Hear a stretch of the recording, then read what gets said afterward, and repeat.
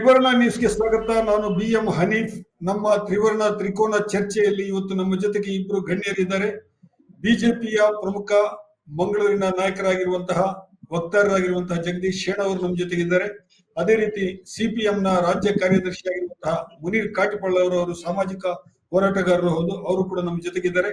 ಇವತ್ತಿನ ನಮ್ಮ ವಿಷಯ ಉಪಮುಖ್ಯಮಂತ್ರಿ DK ಶಿವಕುಮಾರ್ ಅವರು ತಮ್ಮ ಭಾಷಣದಲ್ಲಿ ಸದನದಲ್ಲಿ ಮಾತನಾಡುವಾಗ ಹೇಳಿದಂತಹ ಒಂದು ಮಾತು, ಪ್ರವಾಸೋದ್ಯಮವನ್ನು ಅಭಿವೃದ್ಧಿ ಪಡಿಸುವುದಕ್ಕೆ ಸಂಬಂಧಿಸಿ ಮಾತಾಡ್ತಾ ಇದ್ದಂತಹ DK ಶಿವಕುಮಾರ್ ಅವರು ಮಂಗಳೂರು ಈಸ್ ಡೆಡ್, 7 ಗಂಟೆಯ ಮೇಲೆ ಮಂಗಳೂರಿನಲ್ಲಿ ಏನೂ ನಡೆಯೋದಿಲ್ಲ, ಯಾರೂ ಇರೋದಿಲ್ಲ, ಚಟುವಟಿಕೆ ಇರೋದಿಲ್ಲ, ಚೈತನ್ಯವೇ ಇರೋದಿಲ್ಲ ಅನ್ನುವ ರೀತಿಯಲ್ಲಿ Mangaluru is dead after 7 PM ಅಂತ ಹೇಳಿದ್ದಾರೆ. ಈ ವಿಷಯಕ್ಕೆ ಸಂಬಂಧಿಸಿ ನಮ್ಮ ಇವತ್ತಿನ ಚರ್ಚೆಯನ್ನು ನಾವು ಕೈಗೆತ್ತಿಕೊಳ್ತಾ ಇದ್ದೀವಿ. ಎಸ್ ಜಗದೀಶ್ ಶೇಣ ಅವರೇ, ನಿಮ್ಮಿಂದಲೇ ನಾನು ಆರಂಭಿಸ್ತೀನಿ. ಕಾಂಗ್ರೆಸ್ನ ವಕ್ತಾರರು ಇನ್ನೇ ನಮ್ಮ ಜೊತೆ ಸೇರ್ತಾರೆ, ಅವ್ರು ಬಂದಾಗ ಅವ್ರ ಜೊತೆಗೆ ಮಾತಾಡ್ಬೋದು ನಾವು. ಈ ಹೇಳಿಕೆ ಇದೆಯಲ್ಲ, ಮಂಗಳೂರು ಇಸ್ ಡೆಡ್ ಅಂತ, ಅವರು ಸದುದ್ದೇಶದಿಂದಲೇ ಹೇಳಿದ್ದಾರೆ. ಅವ್ರೇನು ಅದು ಒಂದು ತಪ್ಪರ್ಥದಿಂದ ಹೇಳಿರೋದಲ್ಲ. ಅವ್ರೇನ್ ಹೇಳ್ತಾರೆ ಅಂತ ಹೇಳಿದ್ರೆ 7 ಗಂಟೆಯ ಮೇಲೆ ಮಂಗಳೂರಿನಲ್ಲಿ ಚಟುವಟಿಕೆಗಳೇ ಇರಲ್ಲ, ಹಾಗಾಗಿ ಟೂರಿಸಂ ಬೆಳೆಸೋದಾಗ್ಲಿ ಅಥವಾ ನಗರವನ್ನ ಬೆಂಗಳೂರಿನ ತರ ವೈಬ್ರೆಂಟ್ ಆಗಿ ಮಾಡೋದಾಗ್ಲಿ ಆಗ್ತಾ ಇಲ್ಲ. ಇದ್ರ ಬಗ್ಗೆ ನಾವು ಕರಾವಳಿಯ ಶಾಸಕರ ಜೊತೆಗೆ ಚರ್ಚಿಸ್ತೀವಿ ಅಂತ ಹೇಳಿ ಅವ್ರು ಹೇಳಿದ್ದಾರೆ, ಪ್ರತ್ಯೇಕ ಚರ್ಚೆ ಮಾಡ್ತೀವಿ ಅಂತ ಹೇಳಿದ್ದಾರೆ. ನಿಮ್ಗೇನ್ ಅನ್ಸುತ್ತೆ ಇದು ಈ ಹೇಳಿಕೆ ಬಗ್ಗೆ? ಮಂಗಳೂರು 7 ಗಂಟೆ ಮೇಲೆ ಫುಲ್ ತಂಡ ಹೊಡೆದಿರ್ತದ? ಅಲ್ಲ, ಇವರು DK ಅವರು ಯಾವ ಅರ್ಥದಲ್ಲಿ ಇದನ್ನು ಹೇಳಿದ್ದಾರೆ ಅಂತ ಆಮೇಲೆ ಬಿಜೆಪಿ ಅವರು ಕೇಳಿದ್ರು ಅಂತ ಕಾಣುತ್ತೆ ನನಗೆ. ಇದು ಡೆಡ್ ಅನ್ನು ಎಲೈವ್ ಮಾಡ್ಬೇಕಾದ್ರೆ ಏನ್ ಮಾಡ್ಬೇಕು, what you mean by that ಅಂತ ಕೇಳಿದ್ರು. ಅದಕ್ಕೆ ಅವ್ರು ಉತ್ತರ ಕೊಟ್ಟಿಲ್ಲ ಅಂತ ಕಾಣುತ್ತೆ. ಈಗ ನಾನು ಹೇಳುದು, ಈಗಾಗಲೇ ನಮ್ಮ ಜಿಲ್ಲೆಯಲ್ಲಿ ಸಾಕಷ್ಟು ಅವಕಾಶಗಳಿವೆ ಪ್ರವಾಸೋದ್ಯಮವನ್ನು ಹೆಚ್ಚು ಮಾಡ್ಲಿಕ್ಕೆ. ಉದಾಹರಣೆಗೆ ನಮ್ಮ ಊರಿನಲ್ಲಿ ಸಾಕಷ್ಟು ರಾಷ್ಟ್ರ ಮಟ್ಟದಲ್ಲಿ ಹೆಸರು ಪಡೆದ ದೇವಸ್ಥಾನಗಳಿವೆ, ಸಾಕಷ್ಟು ಬೀಚ್ಗಳಿವೆ. ಇವೆಲ್ಲಗಳನ್ನು ನಾವು ಏನು ಅಭಿವೃದ್ಧಿ ಪಡಿಸಿದ್ರೆ ಖಂಡಿತವಾಗಿಯೂ ಪ್ರವಾಸೋದ್ಯಮಕ್ಕೆ ಇಲ್ಲಿ ತುಂಬಾ ವಿಪುಲ ಅವಕಾಶಗಳಿವೆ. ನಾನು ಹೇಳುದು, ರಾತ್ರಿ ನಂತರ ಅಂದ್ರೆ ನೈಟ್ ಲೈಫ್ ಆರಂಭ ಆಗ್ಬೇಕು ಅಂತ ಹೇಳ್ತಾರೆ. ಇವರು ಇದನ್ನು ಮುಂಬೈ ಮಾಡ್ಲಿಕ್ಕೆ ಹೊರಟಿದ್ದಾರಾ, ಇವರು ಬೆಂಗಳೂರು ಮಾಡ್ಲಿಕ್ಕೆ ಹೊರಟಿದ್ದಾರಾ ಅಂದ್ರೆ ನನಗೆ ಅಂದಾಜು ಆಗ್ತಾ ಇಲ್ಲ. ಯಾಕಂದ್ರೆ ಈಗ ಇವರ ಉದ್ದೇಶ ಇರ್ಬೇಕು, ನನ್ನ ಅಂದಾಜು ನಾನು ಹೇಳುದು, ನೈಟ್ ಲೈಫ್ ಅಂದ್ರೆ ರಾತ್ರಿ ಪಾರ್ಟಿ ಇಡ್ಬೇಕು, ಬೆಳಗಿನವರೆಗೆ. ಈಗ ಮೆಟ್ರೋ ಸಿಟಿಗಳಲ್ಲಿ ಏನಾಗ್ತಾ ಇದೆ, ಬೆಳಗಿನವರೆಗೆ ನೈಟ್ ಕ್ಲಬ್ಗಳು ನಡೀತವೆ, ಲೇಡೀಸ್ ಬಾರ್ಗಳು ನಡೀತವೆ. ಇದೆಲ್ಲವನ್ನು ಇಲ್ಲಿ ಆರಂಭ ಮಾಡಬೇಕು ಎನ್ನುವ ಒಂದು ಕಲ್ಪನೆಯೊಂದಿಗೆ ಅವರು ಮಾತಾಡಿದ್ದಾರೆ ಅಂತ ನನಗೆ ಕಾಣುತ್ತದೆ. ನಾನು ಹೇಳುದು, ಈಗಾಗಲೇ ಮಂಗಳೂರು ವಿಶೇಷವಾಗಿ ಈ ಡ್ರಗ್ಗಿನ ಒಂದು ಹಾವಳಿಯಿಂದ ನಿರಂತರವಾಗಿ ನಮ್ಮ ಮಕ್ಕಳು ಹಾಳಾಗ್ತಾ ಇದ್ದಾರೆ. ಅದು ಗಂಡಸಿರ್ಲಿ ಗಂಡಿರ್ಲಿ ಹೆಣ್ಣಿರ್ಲಿ ಯಾವ ಜಾತಿ ಇರ್ಲಿ, ಇದೆಲ್ಲ ಮಕ್ಕಳು ಇವತ್ತು ಸತ್ಯಾನಾಶ ಆಗ್ತಾ ಇದ್ದಾರೆ. ಮತ್ತು ಕೂಡ ಇವರು ನೈಟ್ ಲೈಫ್ ಅನ್ನು ಆರಂಭಿಸಿ ಬೆಳಗಿನವರೆಗೆ ನೈಟ್ ಕ್ಲಬ್ ಅನ್ನು ಓಪನ್ ಇಟ್ಟು ಲೇಡೀಸ್ ಬಾರ್ ಓಪನ್ ಮಾಡೋದಿದ್ರೆ ಖಂಡಿತವಾಗಿಯೂ ಇದಕ್ಕೆ ನಾನು ವೈಯಕ್ತಿಕವಾಗಿ ಹೇಳ್ತೇನೆ, ಈಗ ಏನುಂಟು ಇದು ಸರಿ ಇದೆ. ಈಗಾಗಲೇ ಅನೇಕ ತುಂಬಾ ನೀವು ದಿನಾಲು ಪೇಪರ್ ಅಲ್ಲಿ ನೋಡಿದ್ರು, ಇವತ್ತು ಅಷ್ಟು ಜನ ಡ್ರಗ್ ಮಾರುವವರನ್ನು ಬಂಧನ ಮಾಡಿದ್ರು, ಡ್ರಗ್ ಸೇವಿಸುವವರನ್ನು ಬಂಧನ ಮಾಡಿದ್ರು ಎನ್ನುತ್ತಾ ಬರ್ತಾ ಇದೆ.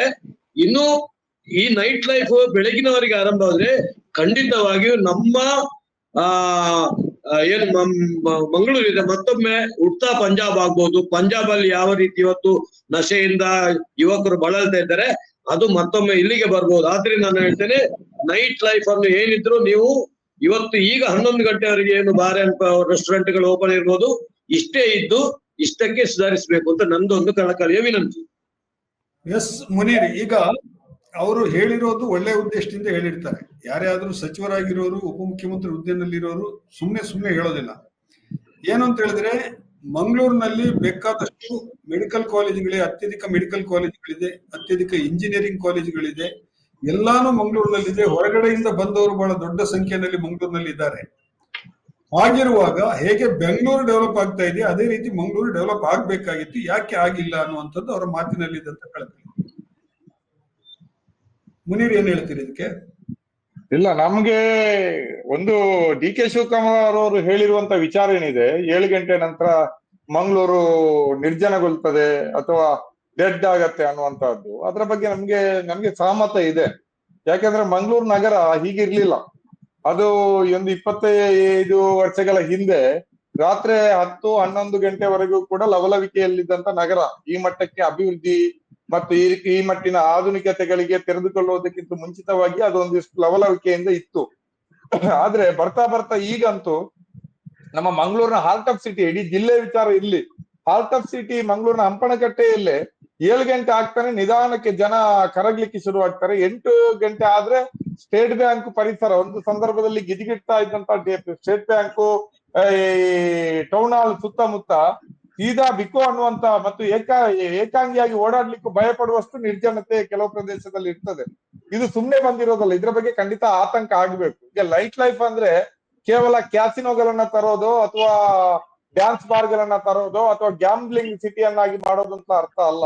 ಅಭಿವೃದ್ಧಿಯ ಬೇರೆ ಬೇರೆ ಪರಿಕಲ್ಪನೆಗಳು ಅದ್ರಲ್ಲಿ ಇರ್ತದೆ. ನೈಟ್ ಲೈಫ್ ಅನ್ನುವಂಥದ್ರಲ್ಲಿ ನೈಟ್ ಲೈಫ್ ಅಲ್ಲಿ ಈಗ ನಾವು ಬೆಂಗಳೂರನ್ನು ನೋಡ್ತೀವಿ ಅಥವಾ ಬೇರೆ ಬೇರೆ ನಗರಗಳನ್ನ ನೋಡ್ತೀವಿ. ಅಲ್ಲಿ ಎಲ್ಲರೂ ಕೂಡ ನೈಟ್ ಲೈಫ್ ಅಂದ್ರೆ ಎಲ್ಲರೂ ಡ್ರಗ್ಸ್ ನ ಹಿಂದೆನೆ ಇರ್ತಾರೆ ಅಥವಾ ಡ್ಯಾನ್ಸ್ ಬಾರ್ಗಳನ್ನ ಹಿಂದೆನೆ ಇರ್ತಾರೆ ಅಥವಾ ಜುಗಾರಿ ಗ್ಯಾಮ್ಲಿಂಗ್ ಹಿಂದೆನೆ ಇರ್ತಾರೆ ಅಂತ ಅಲ್ಲ.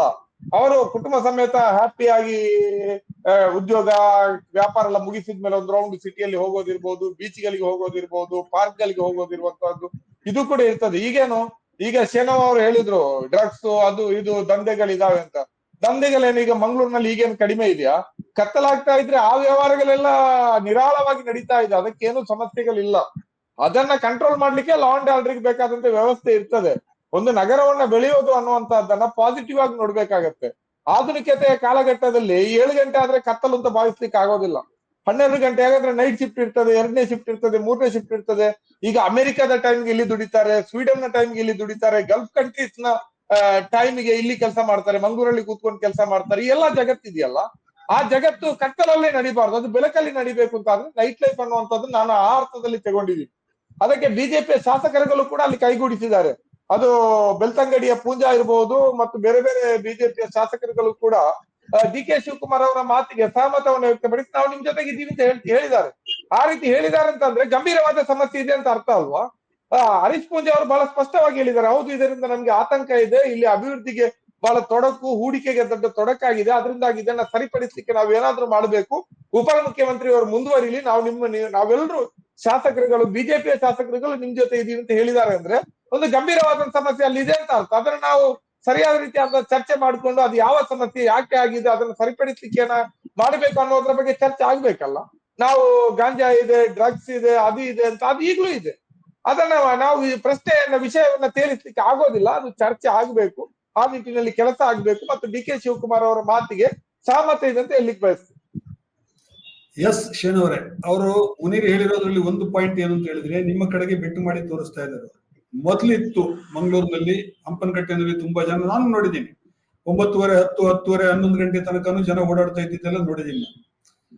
ಆಮೇಲೆ 2 ತರ ಇದನ್ನ ನಾವು ವಿಶ್ಲೇಷಣೆ ಮಾಡಬಹುದು, ಅದಕ್ಕೆ ನಾನು ಆಮೇಲೆ ಬರ್ತೀನಿ.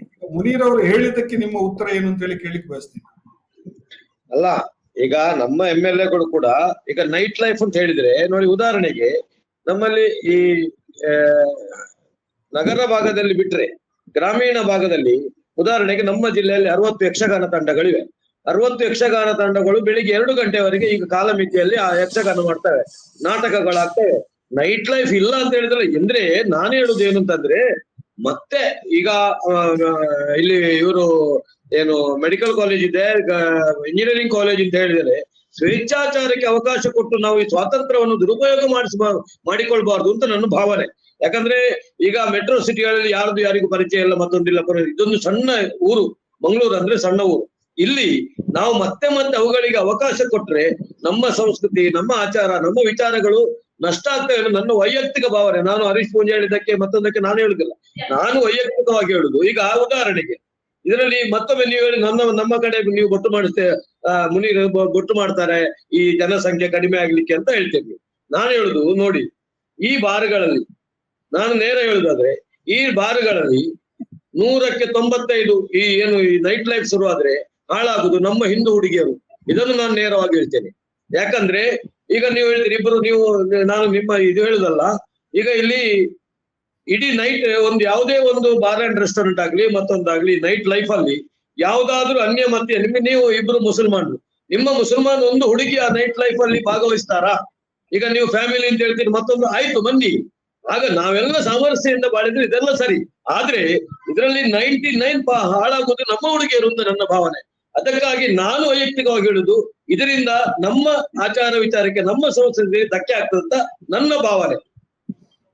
ಒಂದ್ ನಿಮಿಷ ಶೇನವ್ರೆ, ನೀವು ಪ್ರತಿ ಒಂದನ್ನು ನಿಮ್ಮ ಸಮಸ್ಯೆ ಏನು ಅಂತ ಹೇಳಿದ್ರೆ ಪ್ರತಿ ಒಂದನ್ನು ಧರ್ಮಗಳ ವಿಷಯ ಅಂತ ಹೇಳಿ ಅರ್ಥ ಮಾಡ್ಕೊಡ್ತೀರಿ. ನಾನು ಹಂಗೆ ಹೇಳ್ತಾ ಇಲ್ಲ. ನಾನು ಮಂಗಳೂರಿನಲ್ಲೇ ಹುಟ್ಟಿ ಬೆಳೆದವನು, ಮಂಗಳೂರಿನ ಸುತ್ತ ಪರಿಸರದವನು, ಮಂಗಳೂರನ್ನ ಬಹಳ ವರ್ಷಗಳಿಂದ ನೋಡಿದ್ದೀನಿ. ಯಾವುದೇ ಒಂದು ಸಿಟಿ ಬೆಳೀತಾ ಇವತ್ತು ನೋಡಿ, ಈಗ ಬೆಂಗಳೂರಿಗೆ ನೈಟ್ಸ್ ಲೈಫ್ ವೈಬ್ರೆಂಟ್ ಇದೆ. ಇಲ್ಲಿ 3 ಶಿಫ್ಟ್ ನಲ್ಲಿ ಜನ ಕೆಲಸ ಮಾಡ್ತಾರೆ. ರಾತ್ರಿ ಹಗಲು ಬಸ್ಗಳು, ಕಾರುಗಳು, ಟ್ಯಾಕ್ಸಿಗಳೆಲ್ಲ ಓಡಾಡ್ತಾ ಇದೆ. ನಿಮಗೆ ಬರೇ IT ಕಂಪನಿಗಳದ್ದು ಅದು ಇದು ನೋಡಿದ್ರೆ 40,000 ಟ್ಯಾಕ್ಸಿಗಳು ಬರೀ ಈ ಕೆಲಸಕ್ಕಾಗಿ ಓಡಾಡ್ತಾ ಇದೆ. ಏನು ಎಂಪ್ಲಾಯಿಗಳನ್ನ ಕರ್ಕೊಂಡು ಹೋಗೋದು ಇದಕ್ಕೆ. ಏರ್ಪೋರ್ಟ್ ಇಂದ ಬೇರೆ ಇದೆ, ಮತ್ತೆ 40,000 ಟ್ಯಾಕ್ಸಿಗಳು ಏರ್ಪೋರ್ಟ್ ಇದೆ. ಇಲ್ಲಿ ಮಂಗಳೂರಿನಲ್ಲಿ ಈಗ ಬಹಳ ಇಂಟರ್ನ್ಯಾಷನಲ್ ಏರ್ಪೋರ್ಟ್, ಬಹಳ ಬೆಂಗಳೂರು ಬಿಟ್ರೆ ಬಹಳ ಹೆಚ್ಚು ಟ್ರಾಫಿಕ್ ಇರುವಂತಹ ಒಂದು ಏರ್ಪೋರ್ಟ್ ಇರೋದು ಮಂಗಳೂರಿನಲ್ಲಿ. ಅದೇ ರೀತಿ ಮಂಗಳೂರಿನಲ್ಲಿ ಹೊರ ರಾಜ್ಯಗಳಿಂದ ಆಮೇಲೆ ಬೇರೆ ಬೇರೆ ಜಿಲ್ಲೆಗಳಿಂದ ಬಂದಿರುವಂತಹ ವಿದ್ಯಾರ್ಥಿಗಳ ಹೆಚ್ಚಿನ ಸಂಖ್ಯೆಯಲ್ಲಿ ಇರೋದು ಮಂಗಳೂರಿನಲ್ಲಿ. ಅಂದ್ರೆ ಒಂದು ಮಾಡರ್ನೈಸೇಷನ್ ಆಗುವಂತದ್ದು ಇದೆಯಲ್ಲ, ವ್ಯಾಪಾರ ಜಾಸ್ತಿ ಆದಾಗ, ಸಿಟಿ ಇಂಪ್ರೂವ್ ಆದಾಗ, ಆವಾಗ ಸಹಜವಾಗಿ ಇದು ಬೆಳವಣಿಗೆ ಆಗ್ಬೇಕಾಗಿತ್ತು. ಆ ಬೆಳವಣಿಗೆ ಆಗಿಲ್ಲ. ಕರ್ನಾಟಕದ GDP ನಲ್ಲಿ ಕೂಡ ಇವತ್ತು ಅತ್ಯಂತ ಹೆಚ್ಚು ಟ್ಯಾಕ್ಸ್ ಕಲೆಕ್ಷನ್ ಬೆಂಗಳೂರು ಬಿಟ್ಟರೆ ಮಂಗಳೂರಿನಲ್ಲಿರೋದು, 3ನೇದು ಉಡುಪಿ ಇರೋದು. ನೀವು ಇದನ್ನ ಧರ್ಮಗಳ ದೃಷ್ಟಿಯಿಂದ ನೋಡ್ಬೇಕಾದಂತ ಅಗತ್ಯ ಇಲ್ಲ. ನಿಮ್ಮ ಪ್ರಕಾರ ಈಗ ಬೆಂಗಳೂರಿನಲ್ಲೆಲ್ಲ ಹಿಂದೂ ಹುಡುಗಿ, ನೀವು ಹೇಳಿದನೆ ಟರ್ಮ್ ಅನ್ನ ನಾನು ಯೂಸ್ ಮಾಡ್ತೀನಿ. ಬೆಂಗಳೂರಿನಲ್ಲಿ ತುಂಬಾ ಹಿಂದೂ ಹುಡುಗಿಯರಿದ್ದಾರೆ. ಅವರೆಲ್ಲ ಈಗ ರಾತ್ರಿ ಲೈಫ್ ಅಲ್ಲಿ ಅವ್ರಿಗೆ ಬಂದು ಏನೋ ಊಟ ಮಾಡ್ಕೊಂಡು ತಿಂದ್ಕೊಂಡು ಪಾನೀಯ ಕುಡ್ಕೊಂಡೆಲ್ಲ ಹೋಗ್ತಾರೆ ಅಂತ ಹೇಳಿದ್ರೆ ಅವರೆಲ್ಲ ಕೆಟ್ಟೋಗಿದ್ದಾರೆ ಅಂತ ಹೇಳಿ ಅರ್ಥನಾ? ಅವ್ರು ಯಾರಿಗೂ ಧರ್ಮ ಬೀರು ಇಲ್ವಾ? ಅವ್ರು ಯಾರು ಧರ್ಮದ ಬಗ್ಗೆ ಅವರಿಗೆ ಕಾಳಜಿ ಇಲ್ವಾ? ಒಂದು ನಗರ ವಿಸ್ತರಣೆ ಆಗ್ತಾ ಇದ್ದಾಗೆ, ಪ್ರವಾಸೋದ್ಯಮ ಬೆಳೀತಾ ಇದ್ದಾಗೆ ಹೊರಗಡೆಯಿಂದ ಜನ ಬರ್ತಾರೆ. ಅವ್ರು ಎಷ್ಟೋ ಹೊತ್ತು ಇಲ್ಲಿ ಇರ್ತಾರೆ. ಈಗ ರಾತ್ರಿ ಬೆಂಗಳೂರಿನಲ್ಲಿ ಹೇಗಿದೆ ಅಂತ ಹೇಳಿದ್ರೆ, ರಾತ್ರಿ ಬಂದವರಿಗೆ ಊಟ ಸಿಗಲ್ಲ ಅನ್ನುವಂಥದ್ದಿಲ್ಲ. 2 ಗಂಟೆ 3 ಗಂಟೆ ರಾತ್ರಿಗೆ ಹೋದ್ರು ಕೂಡ ಊಟ ಸಿಗುತ್ತೆ. ಕುಡಿಯೋದಲ್ಲ ಬಿಡಿ, ಕುಡಿಯೋರಲ್ಲ, ಊಟ ಮಾಡೋರಿಗೆ ಊಟ ಸಿಗುತ್ತೆ, ಬರ್ತಾರೆ. ಇಲ್ಲಿ ಆ ತರ ವೈಬ್ರೆಂಟ್ ಆಗಿದೆ ಸಿಟಿ. ಆ ತರ ಬೆಳಿಬೇಕು ಅಂತ ಹೇಳಿ DK ಶಿವಕುಮಾರ್ ಅವರು ಹೇಳ್ತಾರೆ. ಆ ಅಪರ್ಚುನಿಟಿ ಇರೋದು ಮಂಗಳೂರಿಗೆ. ಕರ್ನಾಟಕದಲ್ಲಿ ಬೇರೆ ಯಾವ ಜಿಲ್ಲಾ ಕೇಂದ್ರಗಳಿಗೆ ಅದಿಲ್ಲ, ಮಂಗಳೂರಿಗಿದೆ. ಅದು ಅಷ್ಟು ವೈಬ್ರೆಂಟ್ ಆಗಿದೆ ಇದು. ಇಲ್ಲಿ IT ಕಂಪನಿಗಳಿದೆ, ಮೆಡಿಕಲ್ ಕಾಲೇಜುಗಳು ಎಷ್ಟು ಒಂದಕ್ಕಿಂತ ಅಗತ್ಯಕ್ಕಿಂತ ಜಾಸ್ತಿ ಇದೆ. ನಾವು ಹೇಳೋದಿದ್ರೆ ಹಂಗೆ ಹೇಳಿ ಆದ್ರೆ 9 ಮೆಡಿಕಲ್ ಕಾಲೇಜುಗಳಿದೆಯಾ? ಇಂಜಿನಿಯರಿಂಗ್ ಕಾಲೇಜುಗಳು ನೋಡಿ ಎಷ್ಟಿದೆ ಅಂತ ಹೇಳಿದ್ರೆ, ಅಲ್ಲಲ್ಲ ಇದು ಈಗ ನಿಮ್ಗೆ ನಾವು ಗೋವಾ ನೋಡ್ತೀವಿ ನಾವು ಅಲ್ವಾ? ಗೋವಾದಲ್ಲಿ ನೈಟ್ ಲೈಫ್ ಇದೆ, ಬೆಂಗಳೂರಿನಲ್ಲಿ ನೈಟ್ ಲೈಫ್ ಇದೆ.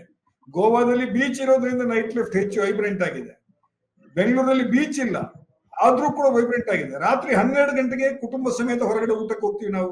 ಯಾರು? ನಾವು ಕುಡಿದೇ ಇದ್ದವರು. ನೀವು ಬರೀ ಕುಡಿಯೋರು ಹೋಗ್ತಾರೆ ಅಂತ ತಿಳ್ಕೊಬೇಡಿ, ಕುಡಿದೇ ಇದ್ದವರು ಹೋಗ್ತೀವಿ, ಫ್ಯಾಮಿಲಿ ಜೊತೆಗೆ ಹೋಗ್ತೀವಿ. 12 ಗಂಟೆಗೆ MG ರೋಡ್ ಹೋಗಿ ಒಂದು ಒಳ್ಳೆ ಹೋಟೆಲ್, ತಲಶೇರಿ ರೆಸ್ಟೋರೆಂಟ್ ಯಾವುದೋ ಒಂದು ಒಳ್ಳೆ ಬಿರಿಯಾನಿ ಊಟ ಮಾಡ್ಕೊಂಡ್ಬಿಟ್ಟು 12ವರೆಗೆ ಕಾರಕ್ಕೆ ಹತ್ಕೊಂಡ್ ಬರ್ತೀವಿ. ಯಾವುದೇ ಚಿಂತೆ ಇಲ್ಲ, ನಮಗೆ ಭಯ ಇಲ್ಲ. ಆದ್ರೆ ಮಂಗಳೂರಿನಲ್ಲಿ 7 ಗಂಟೆ ನಂತರ ಯಾಕೆ ಹೋಗ್ಬೇಕು ಹೊರಗಡೆ ಅನ್ನುವ ಭಯ ಎಲ್ಲರಲ್ಲಿ ಶುರುವಾಗಿದೆ ಕೆಲವು ವರ್ಷಗಳಿಂದ ಅಲ್ವಾ? ಮುನೀರ್ ಅವರು ಹೇಳುವಾಗ ಸೂಚ್ಯವಾಗಿ ಅದನ್ನ ಹೇಳಿ. ಈಗ ನಾನು ಹೇಳುದು ನೋಡಿ, ಒಂದು ಬೀಚ್ ಇದೆ, ಬೀಚ್ ಅಲ್ಲಿ ನಾವು ವಿತ್ ಫ್ಯಾಮಿಲಿ ಹೋಗ್ಬೋದು.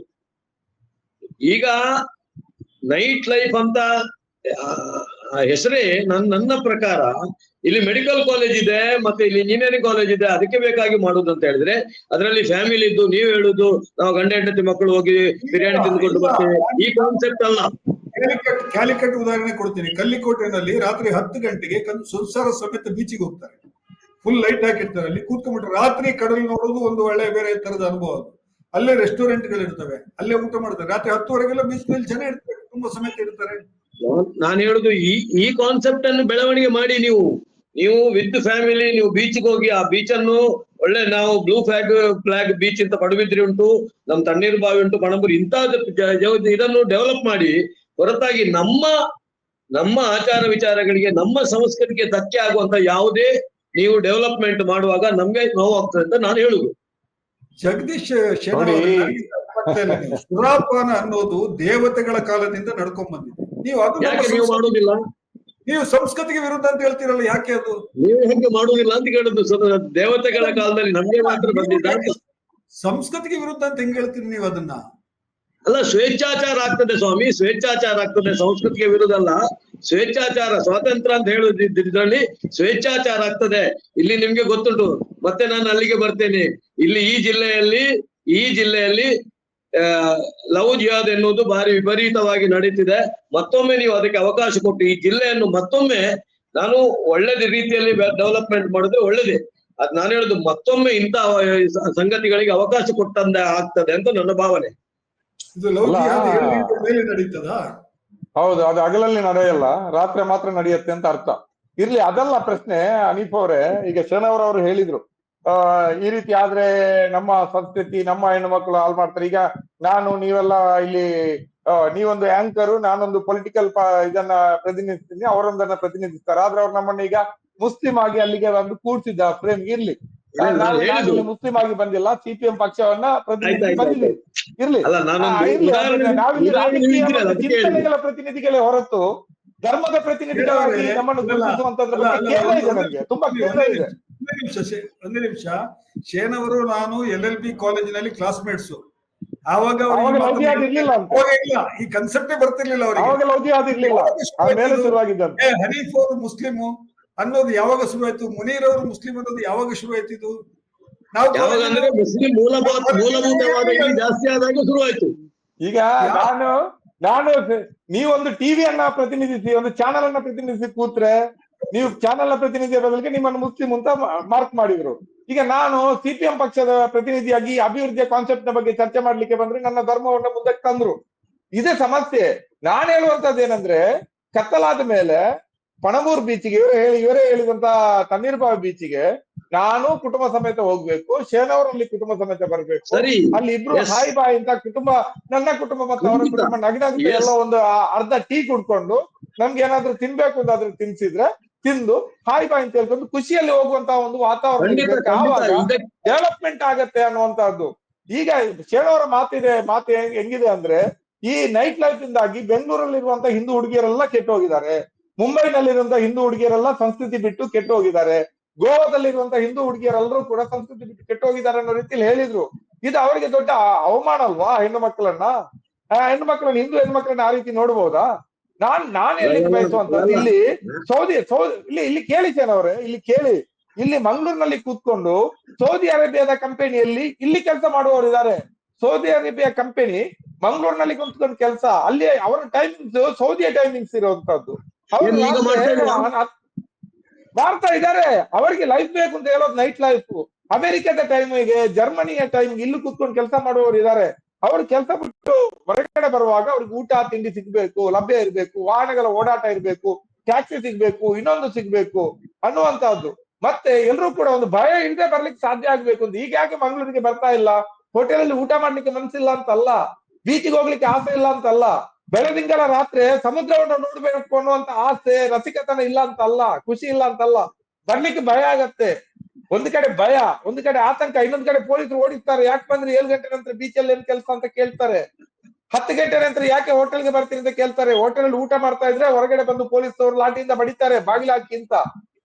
ಇಂತಹ ವಾತಾವರಣದಲ್ಲಿ ಯಾವ ಸಿಟಿ ಒಂದು ನೆಮ್ಮದಿಯ ಸಿಟಿ ಅಂತ ನೀವು ಹೆಂಗೆ ಕನ್ಸಿಡರ್ ಮಾಡ್ತೀರಿ? DK ಶಿವಕುಮಾರ್ ಅವರು ಹೇಳಿದ್ದನ್ನು ನಾನು ಆ ರೀತಿಯಲ್ಲಿ ನೋಡ್ತೀನಿ. DK ಶಿವಕುಮಾರ್ ಈ ಅರ್ಥದಲ್ಲಿ ಹೇಳಿದ್ರೆ, ಮೆಡಿಕಲ್ ಕಾಲೇಜ್ ನಲ್ಲಿ ಬಂದಂತವರು, ಇಂಜಿನಿಯರಿಂಗ್ ಕಾಲೇಜ್ ನಲ್ಲಿ ಬಂದಿರೋ ಸ್ಟೂಡೆಂಟ್ಗಳು ಬಂದು ಪಬ್ ಅಲ್ಲಿ ಕುಣಿಲಿಕ್ಕೆ ಅವಕಾಶ ಕೊಡ್ಬೇಕು ಅಂತ ಹೇಳಿದ್ರೆ ನಾನು ವಿರೋಧ ಮಾಡ್ತೀನಿ. ಅದು ಕೂಡ ಒಂದು ನಗರದ ಈ ಕಾಲದ ನಾಗರಿಕತೆ ಒಂದು ಭಾಗ. ಪಬ್ಗಳಿದೆ, ಪಬ್ಗಳನ್ನ ನಿಮ್ ಸರ್ಕಾರ ಇದ್ದಾಗಲೂ ಏನ್ ಬಂದ್ ಮಾಡಿರ್ಲಿಲ್ಲಲ್ಲ. ನಾವು ಕೇಳುವಂತದ್ದು, ಮೊನ್ನೆ ಯಾಕೆ ಅಂದ್ರೆ ನಿಮ್ಮ ಬಿಜೆಪಿಯ ಶಾಸಕರುಗಳಿಗೆ ಕಾಳಜಿ ಇಲ್ವಾ? ಹರೀಶ್ ಪೂಂಜಾ ಅವರಿಗೆ ಕಾಳಜಿ ಇಲ್ವಾ? ಯಶ್ಪಾಲ್ ಸುವರ್ಣ ಅವರಿಗೆ ಕಾಳಜಿ ಇಲ್ವಾ? ಭರತ್ ಶೆಟ್ಟಿ ಅವರಿಗೆ ಕಾಳಜಿ ಇಲ್ವಾ? ವೇದವಾಸ್ ಕಾಮತ್ ಅವರಿಗೆ ಕಾಳಜಿ ಇಲ್ವಾ? ಅವ್ರು ಯಾಕೆ DK ಶಿವಕುಮಾರ್ ಹೇಳಿದಾಗ ಈ ಮಾತನ್ನು ಹೇಳಲಿಲ್ಲ? ಅವ್ರು ಯಾಕೆ ನಮಗೂ ಆತಂಕ ಇದೆ, ಮಂಗಳೂರು ಇದರಿಂದ ಹಿಂದಕ್ಕೆ ಕುಳಿತಿದೆ, ನಾವೆಲ್ಲರೂ ಸೇರಿ ಇದನ್ನ ಮುಂದಕ್ಕೆ ತರೋಣ, ನಿಮ್ ಜೊತೆಗೆ ಇದೀವಿ ಅಂತ ಯಾಕೆ ಹೇಳಿದ್ರು? ಅವ್ರಿಗೇನು ಹಿಂದೂ ಹೆಣ್ಣು ಮಕ್ಕಳ ಬಗ್ಗೆ ಕಾಳಜಿ ಇಲ್ವಾ? ಅವರಿಗೆ ಲವ್ ಜಿಹಾದ್ ಬಗ್ಗೆ ಏನು ಅವ್ರು ಮಾತಾಡ್ದವ್ರ ಹಿಂದೆ? ಅದರಿಂದಾಗಿ ಈ ಫ್ರೇಮ್ ಅಲ್ಲಿ ನೋಡೋದನ್ನು ಬಿಡಿ. ನಾವು ಕೂಡ ಡ್ರಗ್ಸ್ ವಿರುದ್ಧ ಹೋರಾಟ ಮಾಡಿದ್ರಲ್ಲಿ ನಾವು ಮುಂಚೂಣಿಯಲ್ಲಿದ್ದವರು.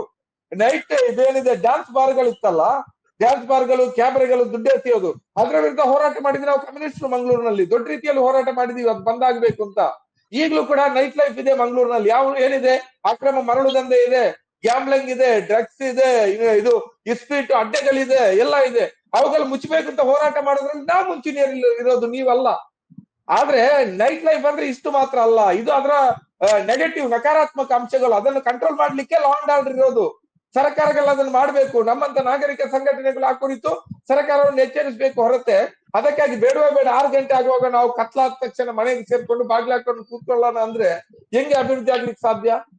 ಇದು ನಮ್ಮ ಪ್ರಶ್ನೆ. ಈಗ ನಾನು ಹೇಳುದು, ಈಗ ಏನು ಅಮೆರಿಕದ ಟೈಮಿಂಗ್ ಅಲ್ಲಿ ಇಲ್ಲಿ ವರ್ಕ್ ಆಗ್ತಾ ಇಲ್ವಾ, ಸೌದಿ ಅರೇಬಿಯಾದ ಟೈಮಿಂಗ್ ವರ್ಕ್ ಆಗ್ತಾ ಇಲ್ವಾ? ಯಾಕಂದ್ರೆ ಅವರನ್ನು ಕ್ಯಾಬ್ ಹಿಡ್ಕೊಂಡು ಕ್ಯಾಬ್ ಕರ್ಕೊಂಡು ಬರ್ತಾರೆ, ಕ್ಯಾಬಿನಲ್ಲಿ ಮನೆಗೆ ಬಿಡ್ತಾರೆ, ಎಲ್ಲ ವ್ಯವಸ್ಥೆ ಉಂಟು, ಅದಕ್ಕೆ ಏನು ಸಮಸ್ಯೆ ಆಗಿಲ್ಲ. ನಾನು ಹೇಳಿದ್ದು ನನ್ಗೆ ಭಯ ಅಂದ್ರೆ ಇದು ನೀವು ಹೇಳುವ ಕಾನ್ಸೆಪ್ಟ್ ಏನು, ನಾವು ಹೋಗಿ ನಾವು ನಮ್ಮ ಫ್ಯಾಮಿಲಿ ನಿಮ್ಮ ಫ್ಯಾಮಿಲಿ ತಣ್ಣೀರ್ ಬಾವಿಯಲ್ಲಿ ಹೋಗಿ ಹಾಯ್ ಬಾಯ್ ಅಂತ ಹೇಳಿ ಚಹಾ ಕೊಡೋದು ಟೀ ಕುಡಿದು ಇದೆಲ್ಲ ಸರಿ, ಅಂತ ಡೆವಲಪ್ಮೆಂಟ್ ನಾನು ಹೋಗ್ತೇನೆ.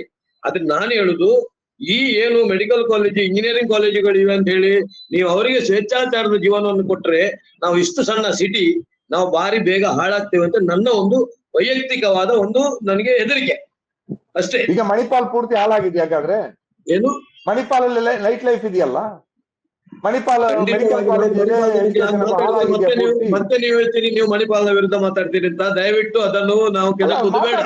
ಖಂಡಿತವಾಗಿಯೂ ಮಣಿಪಾಲದಲ್ಲಿ ಏನು ಜೀವನ ಶೈಲಿ ಇದೆ ಅದು ನಾನು ಅಂತ ವೈಯಕ್ತಿಕವಾದ ಒಪ್ಲಿಕ್ಕೆ ಸಾಧ್ಯ ಇಲ್ಲ. ಅಂತ ಒಂದು ಜೀವನ ಪದ್ಧತಿಯಲ್ಲಿ ಮಕ್ಕಳು ಮಾಡ್ತಾರೆ. ಅದರಿಂದ ನಾನು ಈಗ ನಮಗೂ 2 ಮಕ್ಕಳಿದ್ದಾರೆ, ನಿಮ್ಗೂ ಇರ್ಬೋದು. ಈಗ ಮತ್ತೊಬ್ಬರ ಮಕ್ಕಳು ಏನಾದ್ರೂ ಮಾಡಿದ್ ನಮ್ಗೆ ತೊಂದರೆ ಆಗುದಿಲ್ಲ. ಈಗ ನಾಳೆ ಅದೇ ಸಮಸ್ಯೆ ನಮ್ಮ ಮಕ್ಕಳಿಗೆ ಬಂದ್ರೆ ನಾವು ಭಾರಿ ಬೇಜಾರು ಮಾಡ್ಕೊಳ್ತೇವೆ. ನಾನು ಹೇಳುದು ಎಲ್ರೂ ಮಕ್ಕಳು ಒಂದೇ, ಆ ಮಕ್ಕಳು ಹಾಳಾಗಬಾರ್ದು.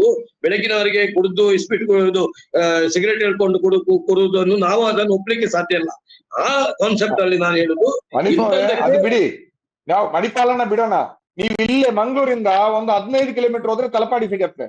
ತಲಪಾಡಿ ದಾಟಿದ್ರೆ ಕುಂಜತ್ತೂರು ಇರ್ಬೋದು, ಉಪ್ಪಳ ಇರ್ಬೋದು, ಕುಂಬ್ಳೆ ಇರ್ಬೋದು, ಕಾಸರಗೋಡು, ಕಾಂಜಂಗಾಡು ಹೊರಗೆ ಎಂತ ಒಂದು ಲೈಫ್ ಅಂದ್ರೆ ಎಲ್ಲ ಕಮ್ಯುನಿಟಿ ಅವರು 10 ಗಂಟೆ ನಂತರ 2 ಗಂಟೆ ರಾತ್ರಿವರೆಗೂ ಕೂಡ ಅಲ್ಲಿ ಬರುವಂತ ಬೇರೆ ಬೇರೆ ಇದು ಟೀ ಅಡ್ಡಗಳಿರ್ಬೋದು ಅಥವಾ ಬೇರೆ ಬೇರೆ ರೀತಿಯಾದಂತ ಹೋಟೆಲ್ಗಳಿರ್ಬೋದು, ಅವುಗಳಲ್ಲಿ ಬಂದು ಫ್ಯಾಮಿಲಿ ಸಮೇತ ಎಷ್ಟು ಲೈಫ್ ಅನ್ನು ಎಂಜಾಯ್ ಮಾಡ್ತಾರೆ. ನೀವು ಮಂಗಳೂರಿನಿಂದ ಹೋಗೋದು ಅಲ್ಲಿಗೆ, ಮಂಗಳೂರಿನ ಜನ ಫ್ಯಾಮಿಲಿ ರಾತ್ರಿ 10-11 ಗಂಟೆಗೆ ಮನೆಯಿಂದ ಹೊರಟು ಉಪ್ಪಳ ಕಡೆ ಹೋಗ್ತಾರೆ.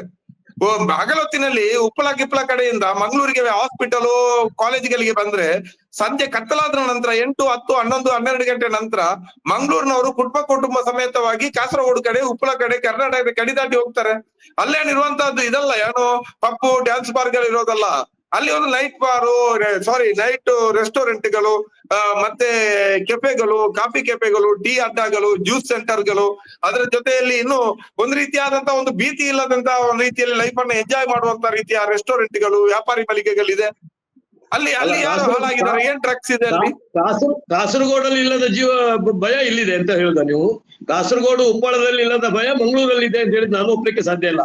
ಯಾಕಂದ್ರೆ ಈ ಮಾತನ್ನು ಇಲ್ಲಿಂದ ಕಾಸರಗೋಡಿಗೆ ಟೀ ಕುಡಿಲಿಕ್ಕೆ ಉಪ್ಪಳಕ್ಕೆ ಹೋಗ್ತಾರೆ ಅಂತ ಹೇಳುದನ್ನು ನಾನು ಫಸ್ಟ್ ಟೈಮ್ ಕೇಳಿದ್ದು ಮುನೀರ್ ಅವರೇ. ಆದ್ರಿಂದ ಕಾಸರಗೋಡಿಂದ ಹೆಚ್ಚು ಭಯದಲ್ಲಿ ಮಂಗಳೂರಲ್ಲಿ ಜೀವಿಸ್ತಾ ಇದ್ದಾರೆ ಅಂತ ಈ ಮಾತನ್ನು ನಾನು ಒಪ್ಲಿಕ್ಕೆ ಸಾಧ್ಯ ಇಲ್ಲ. ಇಲ್ಲ, ಅವರು ಏನ್ ಗೊತ್ತಾ, ನಮ್ಮ ಇವರು ಸದಾಶಿವ ಅವರು ಸರಿಯಾದ ಸಮಯಕ್ಕೆ ಬಂದಿದ್ದಾರೆ. ಸದಾಶಿವ ಅವರೇ ನಮಸ್ಕಾರ. ಎಸ್ ಸರ್, ಸದಾಶಿವ ಉಳ್ಳಾಲ್ ಅವರು ಕಾಂಗ್ರೆಸ್ ಪಕ್ಷದ ವಕ್ತಾರರು, ನಗರಾಭಿವೃದ್ಧಿ ಪ್ರಾಧಿಕಾರದ ಅಧ್ಯಕ್ಷರು ಕೂಡ. ಅವರು ಈಗ ನಮ್ಮ ಚರ್ಚೆಗೆ ಸೇರ್ಕೊಂಡಿದ್ದಾರೆ, ಸ್ವಲ್ಪ ತಡವಾಗಿ ಬಂದು ಸೇರ್ಕೊಂಡ್ರು. ನಾವೀಗ ಏನ್ ಮಾತಾಡ್ತಾ ಇದೀವಿ ಅಂದ್ರೆ ಸದಾಶಿವ ಅವರೇ, ಜಗದೀಶನ್ ಅವ್ರು ಏನ್ ಹೇಳ್ತಾ ಇದಾರೆ ಅಂತ ಹೇಳಿದ್ರೆ 7 ಗಂಟೆ ಮೇಲೆ ನೈಟ್ ಲೈಫಿಗೆ ನಾವು ಮಂಗಳೂರಿನಲ್ಲಿ ಅವಕಾಶ ಕೊಟ್ರೆ ನಮ್ಮ ಹುಡುಗಿಯರೆಲ್ಲ ಹಾಳಾಗ್ಬಿಡ್ತಾರೆ, ಆ ತರದ ಇದು ಬೇಕಾಗಿಲ್ಲ ನಮಗೆ, ಆ ತರದ ಬೆಳವಣಿಗೆ ನಮಗೆ ಬೇಕಾಗಿಲ್ಲ ನೈಟ್ ಲೈಫ್ ಇದ್ದು ಅಂತ ಮುನೀರ್ ಕಾಟಿಪಳ್ಳ ಅವರಿಗೆ ಚರ್ಚೆನಲ್ಲಿ ಇದ್ದು ಅವ್ರು ಏನ್ ಹೇಳ್ತಾ ಇದಾರೆ ಅಂತ ಹೇಳಿದ್ರೆ, ಇಲ್ಲ ರೀ, ಬೇರೆ ನಗರಗಳನ್ನು ನೋಡಿ ನೀವು, ಬೇರೆ ನಗರಗಳು ಈಗ ನಮ್ಮ ಕಾಸರಗೋಡು, ಉಪ್ಪಳ ಈ ಕಡೆ ಎಲ್ಲ ಹೋದಾಗ ರಾತ್ರಿ 11 ಗಂಟೆಗೆ 12 ಗಂಟೆಗೆ ಸಂಸಾರ ಸಮೇತ ಊಟಕ್ಕೆ ಹೋಗ್ತಾರೆ, ರೆಸ್ಟೋರೆಂಟ್ ನಲ್ಲಿ ಕೂತ್ಕೋತಾರೆ, ಪರಸ್ಪರ ಮಾತುಕತೆ ಆಡ್ತಾರೆ. ಆ ತರದ್ದು ಕೂಡ ಆಗದಂತಹ ಒಂದು ಭಯ ಮಂಗಳೂರಿನಲ್ಲಿ ಇದೆ. 9 ಗಂಟೆ 10 ಗಂಟೆಗೆ ಪೊಲೀಸರು ಬಂದು ಹೋಟೆಲ್ಗೆ, ಬಾರ್ ಅಂಡ್ ರೆಸ್ಟೋರೆಂಟ್ ಗಳಿಗೆ ಲಾಠಿಯಲ್ಲಿ ಪಡೆದ್ಬಿಟ್ಟು ಬಾಗಿಲಾಕಿ ಅಂತಾರೆ 10 ಗಂಟೆಗೆ. ಇಲ್ಲಿ ಸಾವಿರಾರು ಜನ ಇಲ್ಲಿ ಹೊರಗಡೆಯಿಂದ ಬಂದಿರೋರು ಕೆಲಸ ಮಾಡ್ತಾ ಇದ್ದಾರೆ, ITBTಗಳಿದೆ, ಬೇರೆ ಬೇರೆ ಮೆಡಿಕಲ್ ಕಾಲೇಜುಗಳಿದೆ, ಎಲ್ಲರೂ ಇದ್ದಾರೆ. ಬೆಂಗಳೂರಿನ ತರ ಒಂದು ಸ್ವಲ್ಪ ಆರಾಮ್ಸೆ ಯಾವುದೇ ಭಯ ಇಲ್ಲದೆ 11 ಗಂಟೆ 12 ಗಂಟೆಗೆ ಬಂದು ಊಟ ಮಾಡ್ಕೊಂಡು ಹೋಗೋದು, 1 ಗಂಟೆ ತನಕ ಫ್ಯಾಮಿಲಿ ಜೊತೆ ತಿರುಗಾಡೋದು, ಈ ತರದ ವಾತಾವರಣ ಮಂಗಳೂರಿನಲ್ಲಿ ಇರ್ಲಿಕ್ಕೆ ಸಾಧ್ಯ ಇಲ್ಲ ಅನ್ನುವಂಥದ್ದು ಸ್ಥಿತಿ ಇದೆ. ಯಾಕೆ ಅನ್ನುವಂತ ಪ್ರಶ್ನೆ ಬಂತು. ಶೇಣಾ ಅವ್ರು ಮಾತಾಡ್ತಾ ಇದ್ರು, ನಾನಲ್ಲಿ ಕಟ್ ಮಾಡಿದೆ ನಾನು ಅದನ್ನ, ಇವರು ಬಂದ್ರು ಅಂತ ಹೇಳ್ಬಿಟ್ಟು. ಏನ್ ಹೇಳ್ತಾ ಇದ್ರಿ ಶೇಣಾ ಅವ್ರೆ ನೀವು? ರಿಪ್ಲೈ ಕೊಡ್ಲಿ. ಮಣಿಪಾಲ್ ಮಣಿಪಾಲದಲ್ಲಿ ಆಗಿದ್ರೆ ಎಲ್ರು ಕೆಟ್ಟೋಗಿದಾರಾ ನಮ್ಮವರೆಲ್ಲ ಯಾವುದು? ಅನ್ನೋ ಪ್ರಶ್ನೆ ಬಂತು. ಇಲ್ಲ ಇಲ್ಲ ಇಲ್ಲ, ದಕ್ಷಿಣ ಕನ್ನಡ ಜಿಲ್ಲೆಯಲ್ಲಿ ಮಂಗಳೂರಲ್ಲಿ ಹೇಗಂತ ಹೇಳಿದ್ರೆ ನಾವು ಅವ್ರು ಹೇಳಿದ್ದು, ಮುನೀರ್ ಅವರು ಹೇಳಿದ್ರು ಸತ್ಯಾಂಶ ಇದೆ. ಕಾಸರಗೋಡು ಆ ಕಡೆ ಹೋದಾಗ ನಾವು ರಾತ್ರಿ ಎಷ್ಟು ಜನತೆಗೆ ಜರ್ನಿ ಹೋದ್ರೆ ಅಲ್ಲಿ 10 ಗಂಟೆ 11 ಗಂಟೆ ಬಂದು ರೆಸ್ಟೋರೆಂಟ್ ಅಲ್ಲಿ ಊಟ ಮಾಡುವವರು ಇದ್ದಾರೆ, ಚಾ ಕುಡಿಯೋರು ಇದ್ದಾರೆ, ಎಲ್ಲ ಇರ್ತಾರೆ, ಮಹಿಳೆಯರು ಸಮೇತ ಇರ್ತಾರೆ. ಇಲ್ಲಿ ಜನರಿಗೊಂದು ಭೀತಿಯ ವಾತಾವರಣ ಆಗಿದೆ ಹೊರತು ಬೇರೆ ಏನು ಮಾಡಬಾರ್ದು. ಇಲ್ಲಿ ಆ ರೀತಿ ಮಾಡಬಾರ್ದು ಅಂತ ಏನಿಲ್ಲ, ಮಾಡ್ಬೇಕಲ್ಲ, ಮಾಡಿದ್ರೆ ಒಳ್ಳೇದಲ್ವಾ, ಬಿಸ್ನೆಸ್ ಆಗ್ತದೆ, ಎಲ್ಲರೂ ಒಂದು ವ್ಯವಸ್ಥೆ ಆಗ್ತದಲ್ವಾ. ಬನ್ನಿ ಅಂತ ವಾತಾವರಣ ಏನಿಲ್ಲ ಇಲ್ಲಿ. ಬಂದ್ರ ಒಂದ್ ನಿಮಿಷ, ನಿಮ್ಮನ್ನ ನೋಡ್ತಾ ಇದ್ದೀನಿ ನಾನು. ಕಾಟಿಪಳ್ಳ ಅವರು ಒಂದು ನಿಮಿಷ.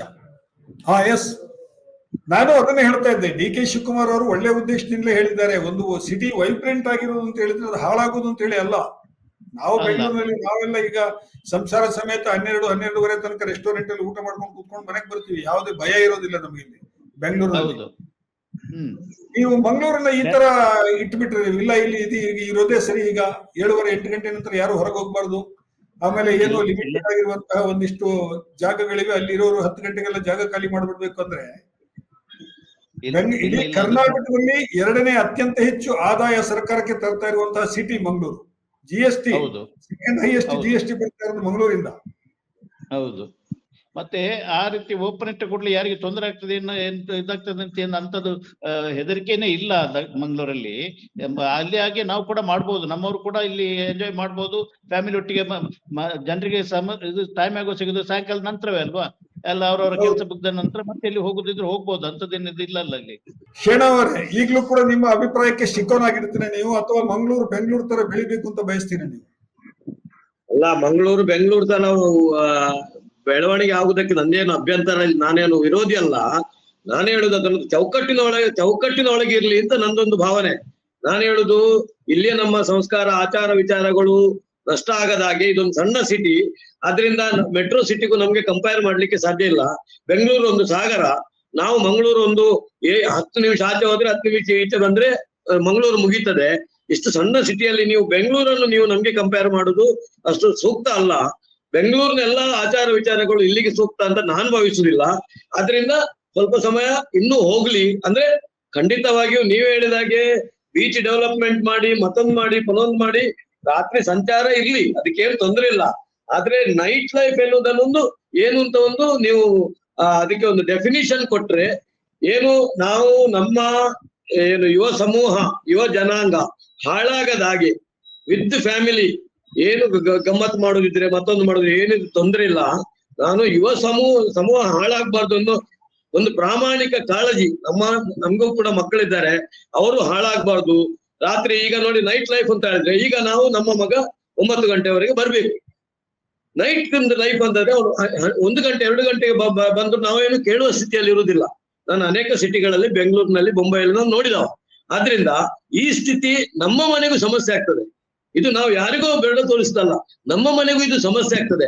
ಅಂತ ಸಮಸ್ಯೆ ಆಗ್ಬಾರ್ದು ಅಂತ ನಂದೊಂದು ಭಾವನೆ. ಶೇಣವರೇ, ಈಗ ಬೆಂಗಳೂರು ಕೂಡ ಒಮ್ಮೆಲೆ ಬೆಳೆದದಲ್ಲ.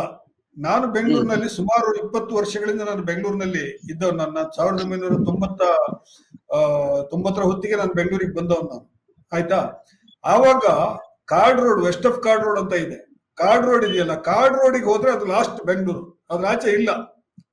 ಇವತ್ತು ಅದನ್ನೇ ರಿಂಗ್ ರೋಡ್ ಅಂತ ಅವಾಗ ನಾವು ಹೇಳ್ತಾ ಇದ್ವಿ. ಇವತ್ತು ಅಂತಹ 3 ರಿಂಗ್ ರೋಡ್ಗಳನ್ನು ದಾಟಿ ಮತ್ತೆ ವಿಸ್ತಾರ ಆಗ್ತಾ ಇದೆ. ಈಗ ಮಂಗಳೂರು ಕೂಡ ಸುರತ್ಕಲ್ ಅನ್ನೋದು ಬೇರೆ ಅಲ್ಲ, ಮಂಗಳೂರೇ ಅದು. ನೀವು ಬೆಳಿಲಿಕ್ಕೆ ಬಿಟ್ರೆ ಇಲ್ಲ,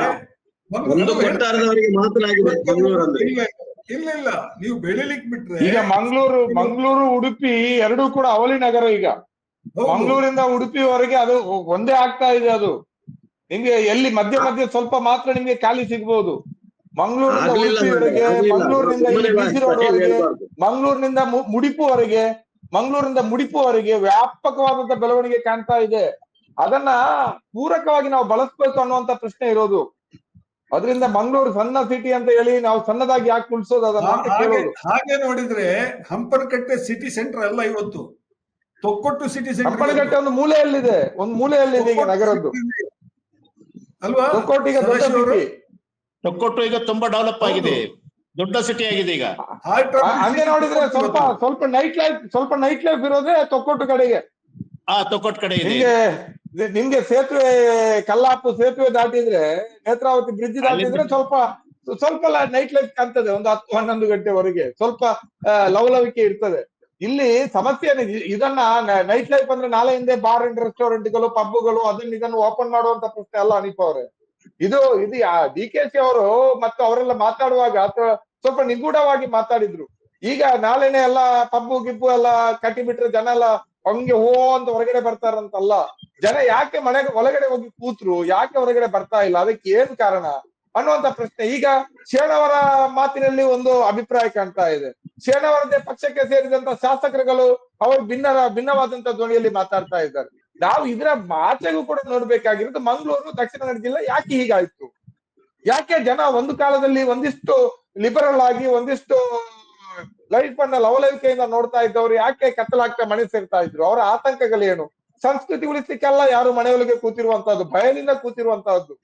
ಇವಾಗ ನಾವು ಎಷ್ಟೋ ಸಲ ನೋಡಿದೀವಿ. ಈಗ ಸ್ವಲ್ಪ ಕಾಲ ಆಯ್ತು, ವರ್ಷಕ್ಕೆ 3 ತಿಂಗಳು 4 ತಿಂಗಳು ಘರ್ಷಣೆಗಳಿರ್ತವೆ. ಒಂದು ಗಲಾಟೆ ಆದ್ರೆ 2 ತಿಂಗಳು ನಿಷೇಧಾಜ್ಞೆ ಇರ್ತದೆ. ಸಂಜೆ 5 ಗಂಟೆ 6 ಗಂಟೆ ಆದ್ರೆ ಆ ಊರುಗಳನ್ನ ಪೊಲೀಸರೇ ಬಲವಂತವಾಗಿ ಬಂದ್ ಮಾಡ್ತಾರೆ. 6 ಗಂಟೆ ನಂತರ ಪೂರ್ತಿ ಅಂಗಡಿ ವಹಿವಾಟು ಬಂದು ಅನಧಿಕೃತ ಕರ್ಫ್ಯೂ ಇರ್ತಾರೆ.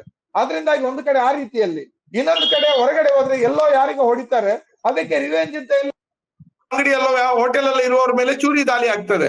ಅದರಿಂದ ಜನ ಕೂಡ ನಮ್ಗೆ ಯಾಕಪ್ಪ ಸಹವಾಸ ಅಂತ ಹೇಳಿ ಅವರು ಕೂಡ ಕತ್ತಲಾಗುವ ಮುಂಚೆ ಮನೆ ಸೇರ್ತಾರೆ. ಅವ್ರು ಯಾರು ಸಂಸ್ಕೃತಿ, ಒಳ್ಳೆತನ, ನಮ್ಮ ಧರ್ಮ, ಕಲ್ಚರ್ ಅಂತ ಮನೆ ಸೇರ್ತಾ ಇರೋದಿಲ್ಲ. ಈ ಭಯ ಆತಂಕದಿಂದ ಒಂದು ಕಡೆ ಪೊಲೀಸರು 10 ಗಂಟೆ ನಂತರ ಯಾವ್ದನ್ನು ಜನರಲ್ ಆದಂತ ಟೈಮಲ್ಲಿ ಘರ್ಷಣೆ, ಗಲಾಟೆ, ಸೆಕ್ಷನ್ಗಳು ಇಲ್ಲದ ಕಾಲದಲ್ಲಿಯೂ ಕೂಡ 10 ಗಂಟೆ ಆಗುವಾಗ ಪೊಲೀಸರೆಲ್ಲವನ್ನ ಬಂದ್ ಮಾಡ್ತಾ ಬರ್ತಾರೆ. ಈ ರೀತಿಯ ಪರಿಸ್ಥಿತಿ ಇದೆಯಲ್ಲ, ಇದು ಸಂಸ್ಕೃತಿ ಅಧಪತನ. ಇದು ಸಾಂಸ್ಕೃತಿಕವಾಗಿ ನಾವು ಉನ್ನತವಾಗಿದ್ದೀವಿ ಅನ್ನೋ ಕಾರಣಕ್ಕಾಗಿ ಮಂಗಳೂರಿನಲ್ಲಿ ಕತ್ತಲಿರೋದಲ್ಲ, ನಿರ್ಜೀವತೆ ಇರೋದಲ್ಲ. ಸಾಂಸ್ಕೃತಿಕವಾದ ಅಧಪತನದ ಕಾರಣಕ್ಕೆ ಮಂಗಳೂರಿನ ನಗರ ನಿಧಾನಕ್ಕೆ ಕತ್ತಲಾಗ್ತಾ ಬಂದಿರುವಂತಹದ್ದು. ಇದನ್ನ ನಾವು ಚರ್ಚೆಗೆ ಎತ್ಕೊಳ್ಳದೆ ಮಂಗಳೂರಿನಲ್ಲಿ ನೈಟ್ ಲೈಫ್ ಬೇಕು, ಮಂಗಳೂರು ಅಭಿವೃದ್ಧಿ ಆಗ್ಬೇಕು, ಮಂಗಳೂರಿಗೆ ಹೂಡಿಕೆ ಬರ್ಬೇಕು ಅಂತ ಹೇಳಿದ್ರೆ ಬರಲ್ಲ ಅದು. ಈ ಮನೋಸ್ಥಿತಿ ಏನಿದೆ ಅದನ್ನ ನಾವು ಬದಲಾವಣೆ ಮಾಡ್ಲಿಕ್ಕೂ ಕೂಡ ಕೆಲಸ ಮಾಡ್ಬೇಕು. ಅದಕ್ಕೆ ಎಲ್ಲರೂ ಒಗ್ಗಟ್ಟಿನಿಂದ ಕೈ ಜೋಡಿಸ್ಬೇಕು. ಅದಕ್ಕೆ DK ಶಿವಕುಮಾರ್ ಅವರು ಬೇಕು, ಸದಾಶಿವ ಅವರು ಬೇಕು, ಹನೀಫ್ ಅವರು ಜರ್ನಲಿಸ್ಟ್ಗಳು ಬೇಕು, ನಮ್ಮಂತವರು ಬೇಕು, ಶೇಣವ ಅಂತವರು ಬೇಕು. ಶೇಣವರವರ ಶಾಸಕರಾದ್ರೆ ಶೇಣವರವರ ಮಾತೇ ಬೇರೆ ಇರ್ಬೋದು. ಈಗ ಪಕ್ಷದ ನಾಯಕರಾಗಿ ಬೇರೆನೆ ಮಾತಾಡ್ತಾರೆ. ಈ ರೀತಿ ಆಗ್ಬಾರ್ದು ಅನ್ನುವಂತಹದ್ದು ನನ್ನ ಕಳಕಳಿ. ಸದಾಶಿವರೇ ಹೇಳಿ ಅಲ್ಲ, ನೀವ್ ಹೇಳಿ. ಹೌದಾ, ಇದು ಅವರಿಗೆ ಯಾಕೆ ಭಯ? ಯಾಕೆ ಜಗದೀಶ ಶೇಣವರಿಗೆ ಭಯ ಆಗೋ ತರ? ಅಲ್ಲ, ಮಂಗಳೂರಲ್ಲಿ ಯಾವ ತರ ವಾತಾವರಣ ನೀವು ಕಾಂಗ್ರೆಸ್ನವರು ಮಾಡ್ಬಿಟ್ಟಿದ್ದೀರಿ ನೀವು? ಇಲ್ಲ, ಕಾಂಗ್ರೆಸ್ನವರು ಏನು ಮಾಡ್ಲಿಲ್ಲ. ಭಯದ ವಾತಾವರಣ ಕಾಂಗ್ರೆಸ್ನವರು ಯಾರು ಮಾಡಿಲ್ಲ. ಜನರ ಮನಸ್ಸಿಗೆ ಆ ರೀತಿ ಬರುವ ಭಾವನೆಗಳನ್ನ ಆಗಿದೆ, ಆ ರೀತಿ ಆಗಿದೆ ಅಷ್ಟೇ. ನಾವು ಈಗ ಹೇಳುವಂತದ್ದು ಮಂಗಳೂರು ಇದಾಗ್ಲೇಬೇಕು, ಡೆವಲಪ್ ಆಗ್ಬೇಕು. ನೋಡಿ, ಇಷ್ಟು ಎಲ್ಲಾ ಪ್ರದೇಶಗಳಲ್ಲಿ, ಬೆಂಗಳೂರಲ್ಲಾಗ್ಲಿ, ನೀವು ಬೆಳಗಾವಿಗೆ ಹೋಗಿ, ಇನ್ನಿತರ ಕಡೆಗೆ ಹೋಗಿ, ರಾತ್ರಿ 1 ಗಂಟೆ ತನಕ ಅಲ್ಲಿ ಮಹಿಳೆಯರು ಬರ್ತಾರೆ, ತಿಂಡಿ ಮಾಡ್ಕೊಂಡು ಪರ್ಚೇಸ್ ಮಾಡಿಕೊಂಡು ಎಲ್ಲ ವ್ಯವಸ್ಥಿತ ರೀತಿಯಲ್ಲಿ ಇರ್ತಾರೆ. ಇಲ್ಲಿ ಮಂಗಳೂರಿನಲ್ಲಿ ಭಯದ ವಾತಾವರಣ ಇದ್ರಿಂದ ಜನ ಸ್ವಲ್ಪ ಹಿಂದೆ ಬರ್ಲಿಕ್ಕೆ ಇದು ಮಾಡ್ತಾ ಇದ್ದಾರೆ ಅಷ್ಟೇ. ಶೇಣವರು ಸ್ವಲ್ಪ ರೀಥಿಂಕ್ ಮಾಡ್ತೀರಾ ನೋಡಿ ನೀವು. ಯಾಕಂತ ಹೇಳಿದ್ರೆ, ಒಂದು ನೀವು ಹೇಳೋದು ಸರಿ, ಈಗ ನಿಮ್ಗೂ ಹೆಣ್ಮಕ್ಳಿದ್ದಾರೆ, ನಮಗೂ ಹೆಣ್ಮಕ್ಳಿದ್ದಾರೆ, ಒಬ್ಬ ಅಪ್ಪನಾಗಿ ನೀವು ಹೇಳೋದು ಅದೆಲ್ಲ ಸರಿ, ಅದು ವೈಯಕ್ತಿಕ ನೆಲೆಯಲ್ಲಿ. ಆದ್ರೆ ಇವತ್ತು ಕಾಲಮಾನ ಬದಲಾಗಿದೆ, ಹೊಸ ಜನರೇಷನ್ ಬಂದಿದೆ ಮಕ್ಕಳದ್ದು, IT-BT ಜನರೇಷನ್ ಇದು. ಅವರು ಸಂಭಾಳಿಸ್ಕೊಳ್ಳೋದ್ರಲ್ಲಿ ಬಹಳ ಎಕ್ಸ್ಪರ್ಟ್ ಇದ್ದಾರೆ ಅವರು. ಅವರಿಗೆ ನಾವು ಇವತ್ತಿರುವಂತಹ ಒಂದು ಅವಕಾಶಗಳು, ಈಗ ನೀವು ಹೇಳ್ತೀರಿ ಏನು ಹೊರಗಡೆ ಹೋದ್ರೆ ಹಾಳಾಗೋದಾ? ಇವತ್ತು ಇಂಟರ್ನೆಟ್, ಮೊಬೈಲ್ ಎಲ್ಲ ಕೈಯಲ್ಲಿದೆ ಅಲ್ವಾ? ಹಾಳಾಗ್ತಾ ಇಲ್ವಾ ಹುಡುಗರು? ಆ ಕಾಳಜಿ ಇದೆಯಲ್ವ ನಮ್ಗೆ ಹೆತ್ತವರಿಗೆ, ಹೌದಲ್ವಾ? ನಗರ, ಒಂದು ಮಂಗಳೂರು ನಗರದ ಔಟ್ಲುಕ್ ಅನ್ನ ನಾವು ಬದಲಾಯಿಸೋದಕ್ಕೆ ನಾವೆಲ್ಲರೂ ಸೇರಿ ಪ್ರಯತ್ನಿಸ್ಲಿಲ್ಲ ಅಂತ ಹೇಳಿ ಆದ್ರೆ, ಈ ಒಂದು ಆಕ್ಚುಯಲ್ ಆಗಿ ಮಂಗಳೂರು ಇಂಟರ್ನ್ಯಾಷನಲ್ ಸಿಟಿ ಹಂಗ್ ನೋಡಿದ್ರೆ ಅಲ್ವಾ ಮುನೀರ್ ಅವರೇ? ಎಲ್ಲೆಲ್ಲಿಂದ ಸ್ವರೂಪ ಇದೆ ಇದಕ್ಕೆ. ಇಲ್ಲಿ ಮುಂಬೈನಿಂದ ನೇರವಾಗಿ ಪ್ಯಾಷನ್ ಬೆಂಗಳೂರಿಗೆ ಬರಕ್ ಮುಂಚೆ ಮಂಗಳೂರಿಗೆ ಬರ್ತಾ ಇತ್ತು. ದುಬೈ ಸಂಪರ್ಕ ಮಂಗಳೂರಿಗೆ ಇರುವಷ್ಟು ಬಹುಶಃ ಭಾರತದ ಬೇರೆ ಯಾವ ನಗರಗಳಿಗೂ ಇಲ್ಲ. ದುಬೈ ಸಂಪರ್ಕ, ಮುಂಬೈ ಸಂಪರ್ಕ, ಎಲ್ಲ ರೀತಿಯಾದಂತಹ ವಿದೇಶದಲ್ಲಿಯೂ ಕೂಡ, ಯುರೋಪ್ ನಲ್ಲಿಯೂ ಕೂಡ ಮಂಗಳೂರಿನ ಅತಿ ಹೆಚ್ಚು ಜನ ಇದ್ದಾರೆ. ಅದರಿಂದಾಗಿ ಇದಕ್ಕೊಂದು ಜಾಗತಿಕವಾದಂತಹ ಒಂದು ಲುಕ್ ಇದೆ ಮಂಗಳೂರಿಗೆ. ಫ್ಯಾಷನ್ ಅಲ್ಲಿ ಮಂಗಳೂರಿನವರಷ್ಟು ಯಾರು ಇಲ್ಲ. ಇಂಡಿಯಾದಲ್ಲಿ ಫ್ಯಾಷನ್ ಬಂದ್ರೆ ಮುಂಬೈ ಬಂದ್ರೆ ಸೆಕೆಂಡ್ ಬರೋದು ಮಂಗಳೂರಿಗೆ, ಆಮೇಲೆ ಕಲ್ಕತ್ತಾ, ಚೆನ್ನೈ, ಬ್ಯಾಂಗ್ಳೂರ್ ಅಂತ ಇತ್ತು.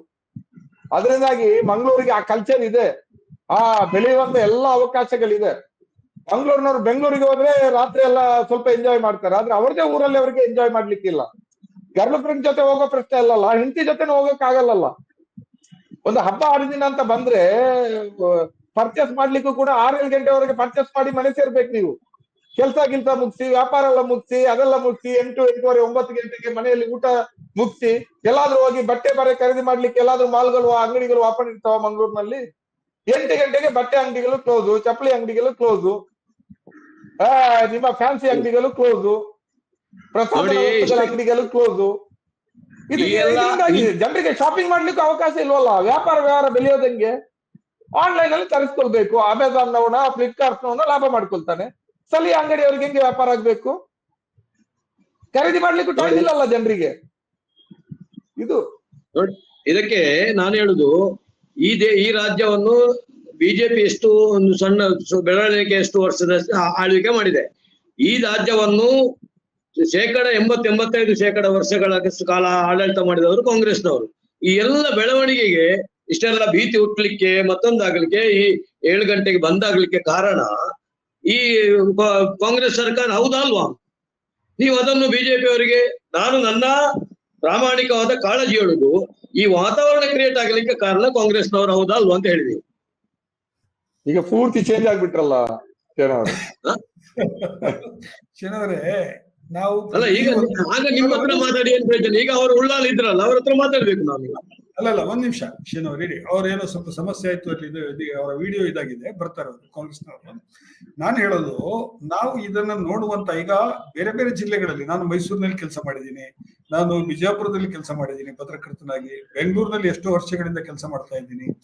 ನಾವು ಮಂಗಳೂರಿನಲ್ಲಿ ಒಂದು ವಿಷಯವನ್ನ ನೋಡುವ ಒಂದು ಫ್ರೇಮ್ ವರ್ಕ್ ಇದೆಯಲ್ಲ, ಒಂದು ಹಿಂದೂ ಮುಸ್ಲಿಂ ಅಥವಾ ಈ ಬ್ಲಾಕ್ ಅಂಡ್ ವೈಟ್ ಅಲ್ಲಿ ನೋಡ್ತಾ ಇದ್ದೀವಿ ಅಂತ ಹೇಳಿ ನನಗೆ ಅನಿಸ್ತದೆ. ನೀವು ನೋಡಿಬೇಕಿದ್ರೆ, ನೀವು ಈಗಿನ ಹುಡುಗರು ಇದಾರಲ್ಲ, ಈಗಿನ ಜನರೇಷನ್ಸ್, ಅವರು ನಮ್ಗಿಂತ ಬಹಳ ಹೆಚ್ಚು ಸಮರ್ಥರಿದ್ದಾರೆ. ಅವರಿಗೆ ಜಗತ್ತಿನ ಎಲ್ಲ ವಿದ್ಯಮಾನಗಳು ಗೊತ್ತಿದೆ, ಅವರಿಗೆ ಬೆರಳ ತುದಿನಲ್ಲಿ ಜಗತ್ತಿನ ನಾಲೆಜ್ ಇದೆ ಅವರ ಕೈಯಲ್ಲಿ.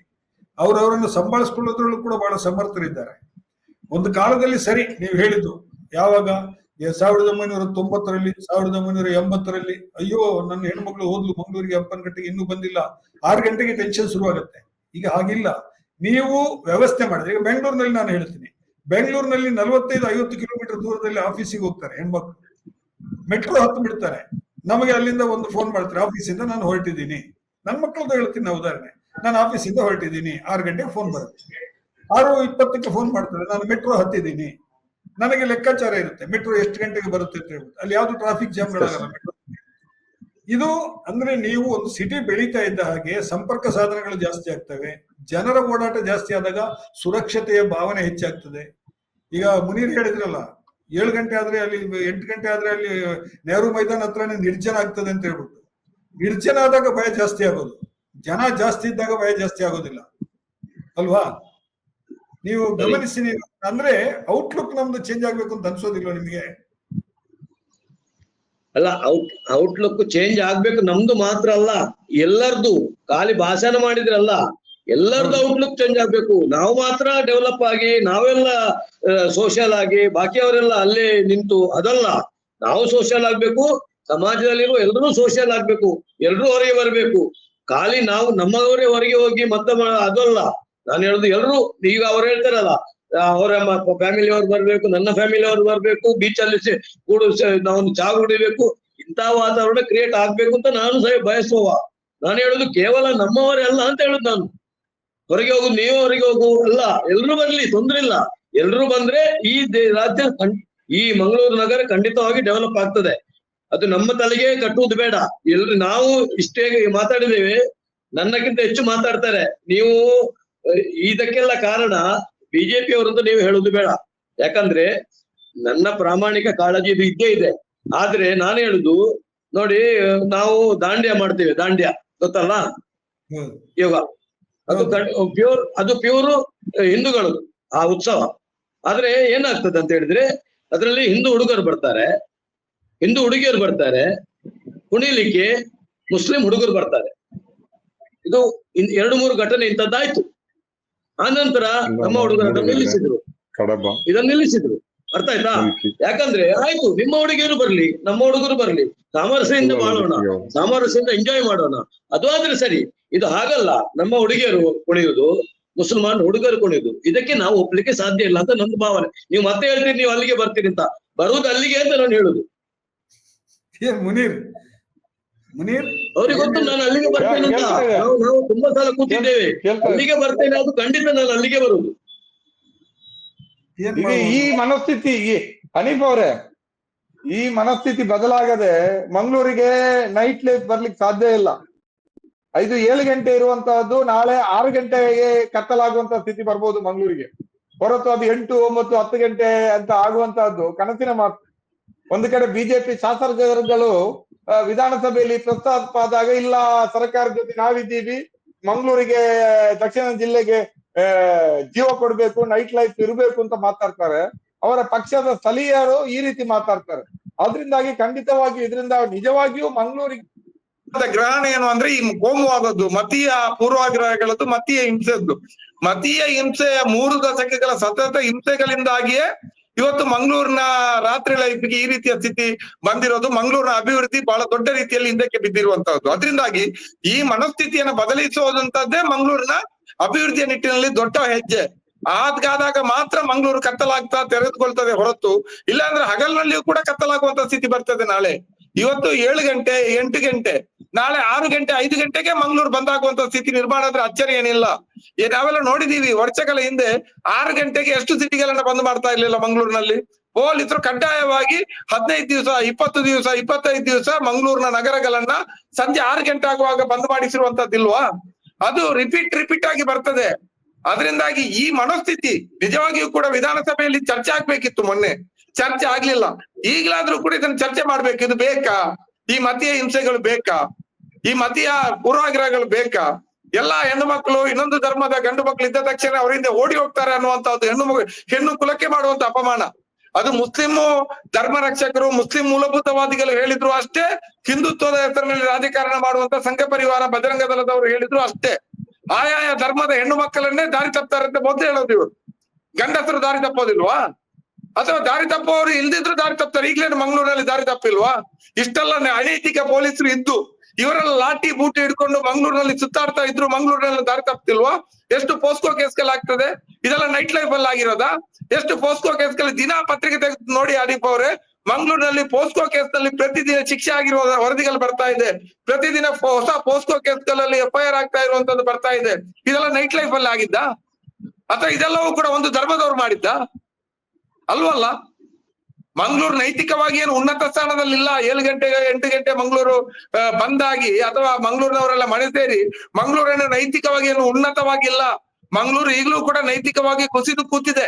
ಅದರಿಂದಾಗಿ ವಿಶಾಲ ಕ್ಯಾನ್ವಾಸ್ನಲ್ಲಿ ನಾವು ಚರ್ಚೆ ಮಾಡ್ಬೇಕೆ ಹೊರತು ಮತ್ತೆ ಅದೇ ಅದರಿಂದ ಮತ್ತೆ ನೈಟ್ ಲೈಫ್ ಅಂದ್ರೆ ಪಬ್ಗಳು, ಡ್ಯಾನ್ಸ್ಗಳು, ಕ್ಯಾಸಿನೋಗಳು, ದುಡ್ಡು ಎಸೆಯುವಂಥದ್ದು, ಡ್ರಗ್ಸ್, ಇನ್ನೊಂದು ಮತ್ತೊಂದು ಅಂತ ಮಾತಾಡೋದಲ್ಲ.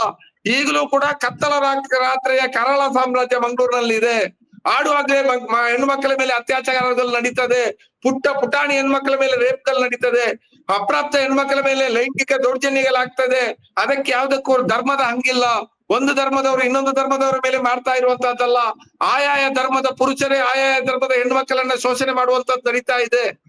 ಅದರಿಂದಾಗಿ ಇದನ್ನು ಈ ರೀತಿಯಲ್ಲಿ ನೋಡೋದ್ರಲ್ಲೇ ಮಂಗಳೂರು 3 ದಶಕದಲ್ಲಿ ಈ ರೀತಿಯ ಒಂದು ಮೆಂಟಾಲಿಟಿ ನಮ್ಮಲ್ಲಿ ಗಟ್ಟಿಯಾಗಿರೋದ್ರಿಂದ ಮಂಗಳೂರಿನ ಇವತ್ತು ನೈಟ್ ಲೈಫ್ ಡೆಡ್ ಆಗಿರುವಂತಹದ್ದು. ಅದರಿಂದಾಗಿ ನಾವು ಚರ್ಚೆ ಆರಂಭ ಮಾಡ್ಬೇಕಾಗಿರೋದೇ ಪಾಸಿಟಿವ್ ಏನಾದ್ರೂ ಆಗ್ಬೇಕಾದ್ರೆ ಚರ್ಚೆ ಆಗ್ಬೇಕಾಗಿರೋದು ಆ ನಿಟ್ಟಿನಲ್ಲಿ.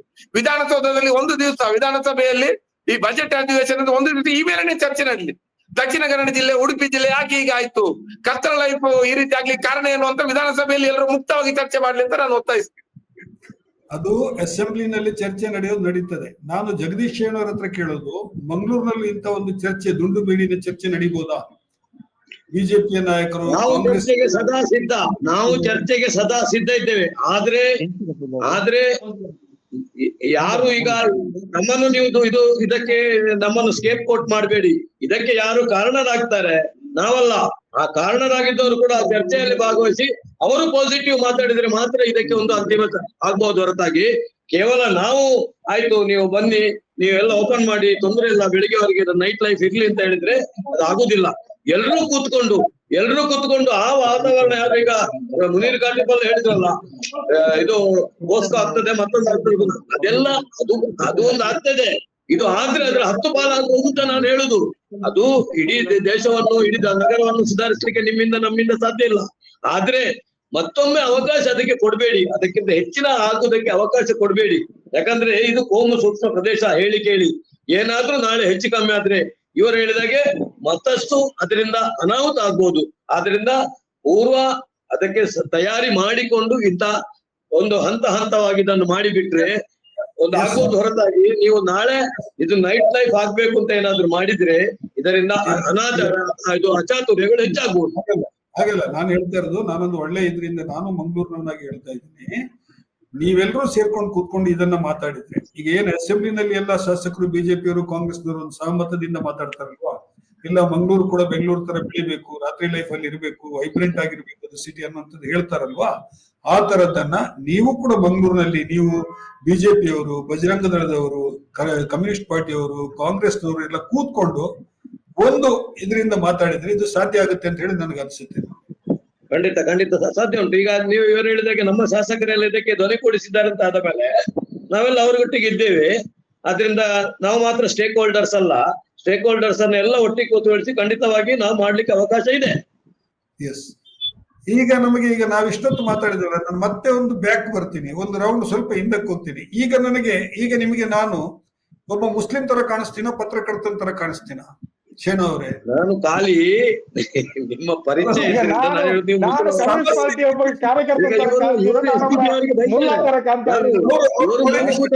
ಬೈತಾರೆ ನನ್ಗೆ ಗೊತ್ತುಂಟು. ಆದ್ರೆ ಭಯೋತ್ಪಾದಕ ಸಂಘಟನೆಯ ಮುಲ್ಲಾರ ಸಹೋದರನ ತರ ಕಾಣ್ತಾ ಇದ್ದೀನೋ ಅಥವಾ ಸಾಮಾನ್ಯ ಒಬ್ಬ ಕಮ್ಯುನಿಸ್ಟ್ ಪಾರ್ಟಿ ಒಬ್ಬ ಲೀಡರ್ ತರ ಕಾಣ್ತಾ ಇದ್ದೀನ?